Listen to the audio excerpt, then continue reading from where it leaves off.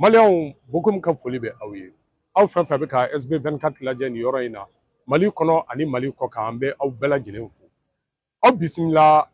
SB24 décrypte kan i b'a fɔ n bɛ deli k'a fɔ an ɲɛna cogoya min na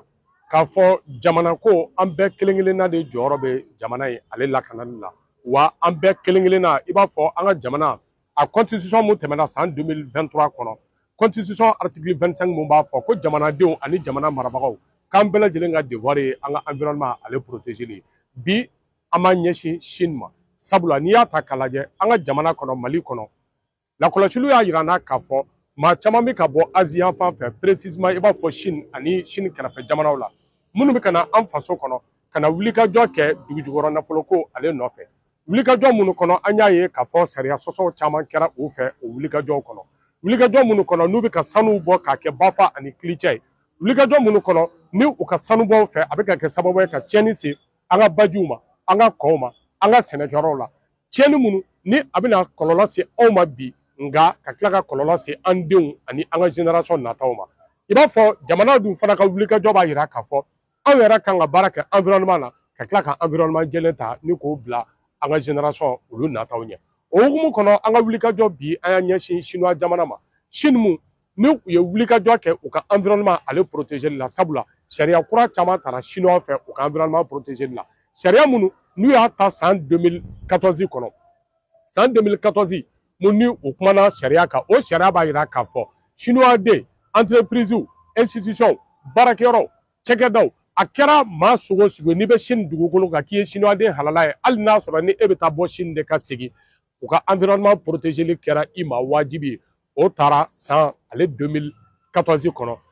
sariya minnu y'a ta san 2014 kɔnɔ u ka article 6 n'o y'u ka article 6nan ye o de kumana o kan ni dun ye Mali fana ta k'a lajɛ Mali constitution ale article 25 o de bɛ kuma o kuma kelen kan donc n'i y'a lajɛ o b'a yira k'a fɔ diɲɛ taabolo environnement protéger la jamana bɛɛ bɛ ka wulikajɔ k'i seko kɛ sabula ni ji tɛ yen maaya tɛ yen ni environnement jɛlen tɛ maaya tɛ yen wa n'i ka environnement n'ale polluer la a bɛ kɛ sababu ye ka kɔlɔlɔ se maaya ma a bɛ kɛ sababu ye ka banajugu ani fɛn caman ta ni k'a se adamadenw ma hali n'an tɛ dɔgɔtɔrɔ ye bɛɛ b'a dɔn k'a fɔ produit chimique ni ale reversera baji la a bɛ kɛ kɔlɔlɔ ye ka ɲɛsin jɛgɛw ma ni ka kɛ kɔlɔlɔ ye fana ka ɲɛsin jɛgɛ ale dunbagaw ma fo ka taa se an balima minnu ka baara bɛnnen don jɛgɛmɔ ma wa hali an ka togodaw la a b'a lakɔlɔsi k'a fɔ maa caman bɛ yen u ka ji min ta u ka baarakɛ jiw u bɛ taa bɔ baji de la nka an ka don an ka sujet kɔnɔ chinois jamana kɔnɔ u ye wulikajɔ kɛ wulikajɔ minnu kɔnɔ chinois yɛrɛ nana ka na tribunaliw de créer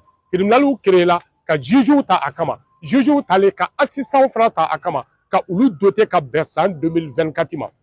o hukumu kɔnɔ u nana ka na affaire caman traiter affaire minnu kɔnɔ aw bɛna ye k'a fɔ wariba sɔrɔla Chine ale jamana fɛ environnement protéger la sabula n'i minɛna environnement ale dégrader la i minɛna pollution na i minɛna tiɲɛni o tiɲɛni na ka ɲɛsin Chine environnement ma fɛn damadɔ bɛ yen yafa tɛ kɛ i ma o la musakabɔw b'o la musakaw fana kɔfɛ kasow b'o la kasow kɔfɛ fɛn caman bɛ yen chinois u ye disposition minnu ta pour que maa minnu ni i kɛra maa ŋaniyajugu ye i ka sanu ɲini kojugu i ka jama ɲini kojugu i ka dugujukɔrɔ nafolo fɛn o fɛn n'i b'a ɲini fo ka taa se yiriw tigɛli ma fo ka taa se mɔgɔw bɛ nɔgɔw minnu fili badingɛw kɔnɔ fo ka taa se hali duw kɔnɔna la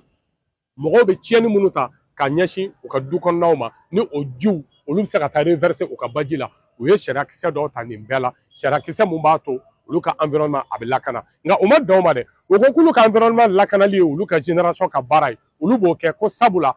ni ba tɛ yen environnement ɲuman tɛ yen ko maaya tɛ yen wa o hukumu kelen fara kɔnɔ k'olu b'a baara k'a lakana ni k'a bila génération ale nata ɲɛ o hukumu kɔnɔ maliyɛnw n bɛna ka na ɲɛfɔli kɛ aw ye chinois ka o wulikajɔ u nana ka na joli le sɔrɔ tribunaliw ka bolo kan o ye affaire joli traité a bɛna ye k'a fɔ tribunal ninnu sigilen baaraw kelen o ye affaire miliyɔn 1.3 o ye ɲɔgɔnna traité o affaire miliyɔn 1.3 o traitera u ka tribunaliw kɔnɔ o b'a yira k'a fɔ u ka tribunaliw ka wulikajɔ environnement ale protéger la u ka kɛlɛ ka ɲɛsin environnement ma u ka jamana ale ka hɛrɛ environnement ko bunakun kan u ka tribunaliw ye jɔyɔrɔ mun k'a la u ye baarabaw minnu kɛ a la u nana ka na se ka affaire miliyɔn 1.3 o ɲɔgɔnna de traité u ka o affaire minnu n'u y'a traité a kɛra sababu ye u ka chinois wari la n'o ye yuan ye o ye yuan miliyari kɔnɔntɔn ani wɔɔrɔ de sɔrɔ yuan n'o ye chinois wɛrɛ ka wari ye u y'o miliyari 9 ani 6 de sɔrɔ nka n'i y'o chiffre ta k'i b'a lajɛ dollar la a bɛ bɛn dollar ale ye miliyari 1 ani 34 de ma 1 milliard 34 dollars u y'o de sɔrɔ a wari la n'i y'a lajɛ yuan na k'a converti ka bɔ yuan na ka taa n'a ye dollar la wari in ale bɛ bɛn o de ma nka wari in n'a sɔrɔla olu b'a kɛ mun ye u b'a ta k'a don environnement ale baara la environnement ale répareli la dégâts minnu kɛra sabula n'olu ye dommage intérêt minɛ u b'a minɛ ni k'a kɛ u ka environnement ale de dilan kura ye o dilanniw sen fɛ n bɛna ka na ja dɔ yira aw la k'a yira aw la k'a fɔ ba minnu tiɲɛna olu fɛ tɔɔrɔ minnu sera olu ka bajiw ma tɔɔrɔ minnu sera olu ka kɔw ma u ye wulikajɔ minnu kɛ o la ka na barajiw dilan barajiw kɔfɛ u nana ka na centre de créer u ka baw sanfɛ centre caman kɛmɛ caman de créer la u ka baw sanfɛ centre minnu n'ale bɛ continuer ka ji nɔgɔ traiter n'ale bɛ continuer ka eau polluelenw traiter ji minnu peut-être n'a y'a sɔrɔ u ka produits chimiques b'a la ji minnu n'ale ɲɛw bilennen don ji minnu ni tɔɔrɔ tara k'a se a ma sini dugukolo fan o fan olu ye wulikajɔ kɛ ka centre de créer centre minnu n'olu ka baara bɛn don san kalo 12 ka baji de traiter mɔgɔw ka se ka ji jɛlen sɔrɔ k'a min k'u ka maaya dilan ni a ye o hukumu kɔnɔ maliyɛnw aw bɛna ye halisa an ka wulikajɔw kɔnɔ k'a fɔ chinois y'o baara mun sigi n'i dun y'a ta k'a lajɛ anw ka jamanaw ma développer ka se hakɛ dɔ ma o b'a yira k'a fɔ an ka jamanaw pour le moment farafinna kɔnɔ yan fantan jamanaw de don ɔ ni fantan jamanaw de sɔrɔ dun bɛ ninnu na ninnu bɛ ka miliyariw de bɔ san kɔnɔ ka se ka nin centre ninnu dilan u bɛ miliyariw de bɔ san kɔnɔ ka se ka jiw traiter afin que u ka population ka se ka ji jɛlen sɔrɔ afin que jɛgɛw ka se ka balo afin que minnu ka activité o ɲɛsinnen don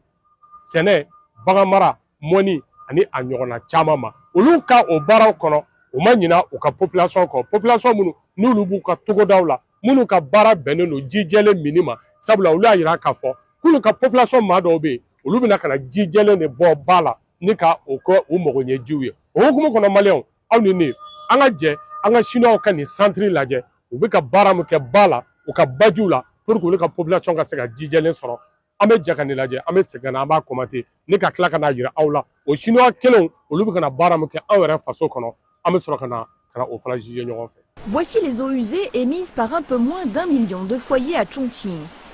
Et voici la même eau après divers traitements biologiques, dont l'utilisation de micro-organismes destinés à éliminer les matières organiques. L'eau sera ensuite rejetée dans le fleuve Yangtze, le plus long cours d'eau de Chine. Le directeur de l'usine confirme que les techniques de traitement se sont beaucoup améliorées avec les années.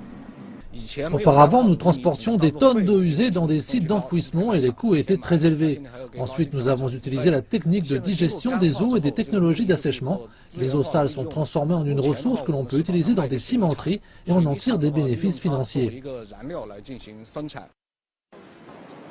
L'usine sino-française de traitement des eaux de Tangjiaotuo est l'une des nombreuses usines que l'on peut trouver le long du fleuve Yangtze. Les gens qui vivent en aval dépendent de l'eau de la rivière, ils la boivent et s'en servent pour cuisiner. L'usine traite chaque jour plus de 400 000 tonnes d'eau.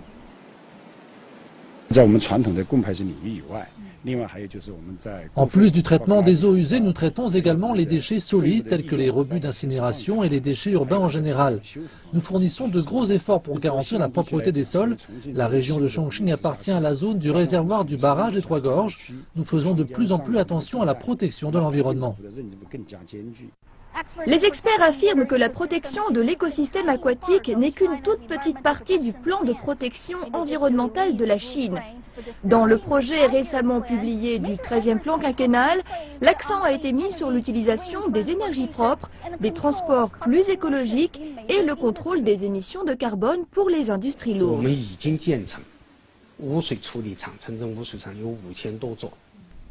Le pays compte presque 5000 usines de traitement des eaux usées. 90% d'entre elles sont utilisées tous les jours et nous devons nous assurer qu'elles fonctionnent efficacement. Pour ce faire, nous devons renforcer la direction de toutes ces usines et celles qui se trouvent en zone rurale doivent être mises à jour tout en faisant attention à la pollution venant du bétail et des producteurs volaillers. Depuis quelques années, les efforts produits par la Chine ont payé. En 2014, la consommation énergétique et les émissions de dioxyde de carbone par unité de PIB n'étaient plus que le tiers de ce qu'elles étaient en 2005.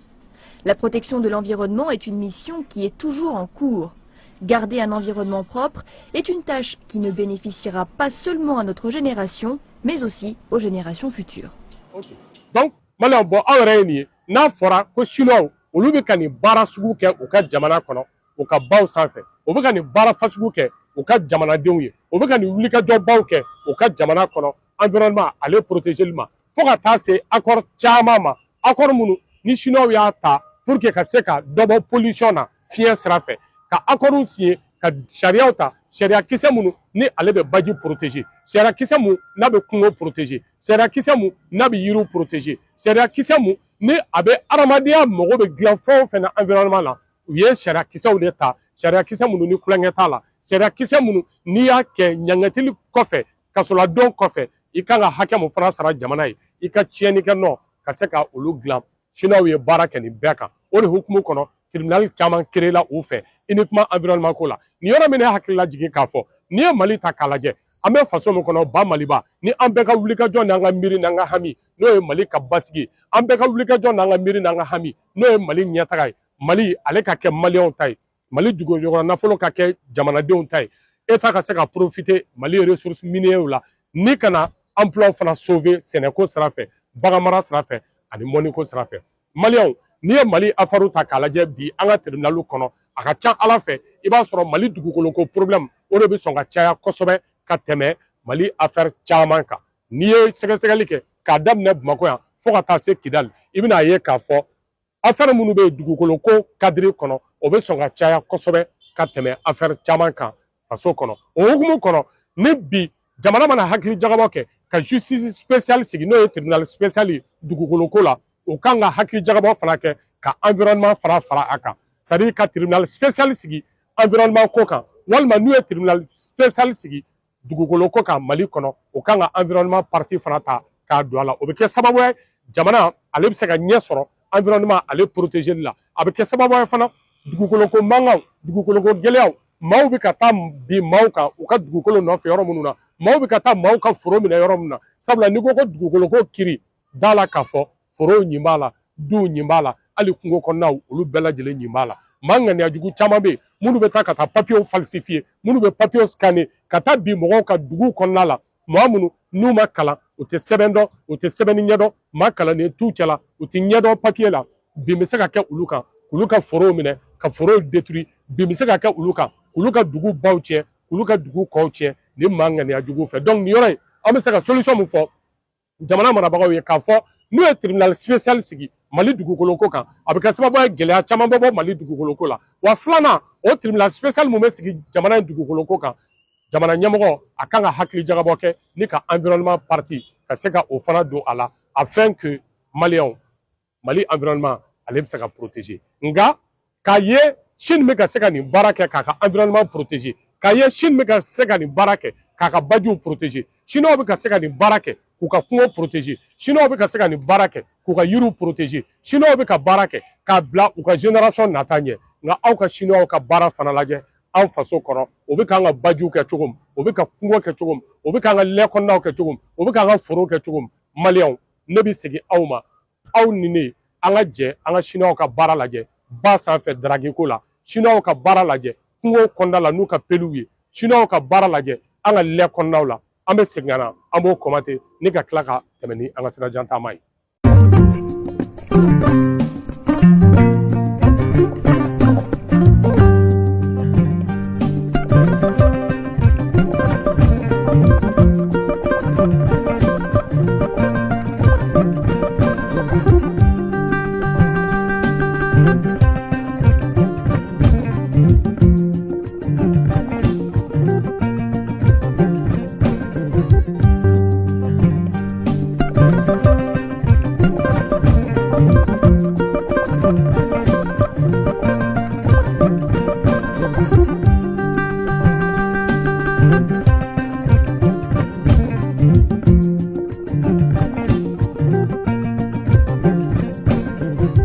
Donc maliyɛnw ne hakili la aw ye faamuyali caman sɔrɔ nin na bi maa minnu n'u ka jamana ye sariyabaw ta k'u taw lakana n'olu bɛ ka ji jɛlen sɔrɔ n'olu bɛ ka sɛnɛkɛyɔrɔ sɔrɔ n'olu bɛ ka bagan marayɔrɔ sɔrɔ n'olu ka baganw bɛ ka binkɛnɛw sɔrɔ n'olu bɛ ka se ka mɔnniw kɛ ni olu ka jamanadenw bɛ ka se ka ji jɛlen sɔrɔ k'u ka maaya dilan n'a ye a y'o mɔgɔ kelenw ka baara ye aw faso kɔnɔ nin yɔrɔ kelen n'i y'a ta k'a lajɛ jɔn de bɛ Chinois ninnu kɔfɛ ka papiye d'u ma ka don mɔgɔw ka forow kɔnɔ jɔn de bɛ ka papier di ni chinois ninnu ma ka don mɔgɔw u ka nakɔ kɔnɔnaw la jɔn de bɛ ka papier di ni chinois ninnu ma ka don maliyɛnw anw ka ba kɔnɔnaw la jɔn de kan ka nin wulikajɔ kɛ afin que chinois ka se k'an ka environnement respecter i b'a fɔ u b'u k'u ka jamana ta respecter cogo min jɔn de kan ka wulikajɔ kɛ tiɲɛni minnu bɛ ka kɛ kungo kɔnɔna la i b'a fɔ Falenbɛ ba bɛ ka détruire cogo min i b'a fɔ u bɛ an ka fleuve Niger fana sanfɛ cogo min i b'a fɔ Maninkala kɔnɔ u bɛ ka tɔɔrɔ ta k'a se mɔgɔw ma cogo min i b'a fɔ Wasolon kɔnɔ nin yɔrɔ an b'an profiter ka juge fo juge mun ye wulikajɔ kɛ ka se ka nin asiatique mɔgɔ damadɔ minɛ k'u don kaso la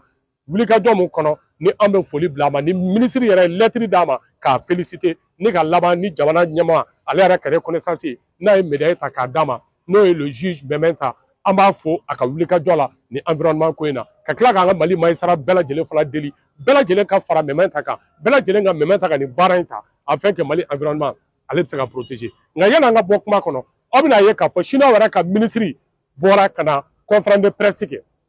conférence de presse mun kɔnɔ n'a bɛ kuma tuguni environnement kan o b'a yira k'a fɔ olu ka autorités bɛn'u sigi face aux journalistes ka ɲɛfɔli kɛ ɲɛfɔli mun sarakisɛ minnu taara environnement ko la u bɛ wulikajɔ mun na a bɛ ɲɛfɔli ko la an bɛ o lamɛn an bɛ segin ka na ne ka bɔ sujet kɔnɔ ni o ye.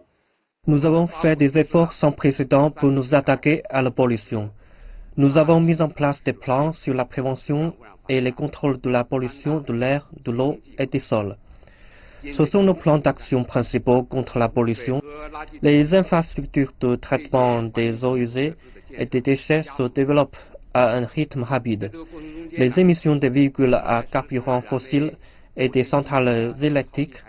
ont été réduites de manière efficace. Par ailleurs, nous effectuons des programmes de prévention dans les zones rurales. Nous avons terminé ce travail dans plus de 100 000 villages et près de 200 millions de ruraux en bénéficient. La protection écologique et le travail de restauration progressent également normalement. Ndalema la k'a fɔ a ye chinois ka ministre a ka nin conférence lamɛn kuma minnu fɔra la nanzarakan na a dabɔra maa kalannenw aw k'a ye k'a fɔ jamana in a jigi fɔlɔfɔlɔ bɛ jɔn kan a ka maa kalannenw de don jamana in a jigi dalen don jɔn de fana kan maa minnu ni jamana ye musaka d'u ma k'u kalan k'u labɛn ni k'u bila ministère kɔnɔ afin que u ka se ka baara kɛ baara min b'a to ni sɔrɔ bɛ don jamana kɔnɔ n bɛ bɔ kuma kɔnɔ ni mun ye tɔɔrɔ min bɛ ka ta ka ɲɛsin an ka baji ma e de don wa ne de don wa jɔn de nɔ don jɔn de kan ka don ko bali an kan ka mun de kɛ pour que ka se ka jamana in ale environnement ka se ka ale protéger nka n bɛ aw ɲininka ni ji tɛ yen maaya bɛ yen wa ni foro tɛ yen sɛnɛ bɛ yen wa ni kungo tɛ yen bagan mara bɛ yen wa an bɛna an sigi ka nin ko in lajɛ wa wagati jumɛn bɛɛ lajɛlen bɛna fara ɲɔgɔn kan ka kɛ cɛ kelen den ani muso kelen den afin que tɔɲɔ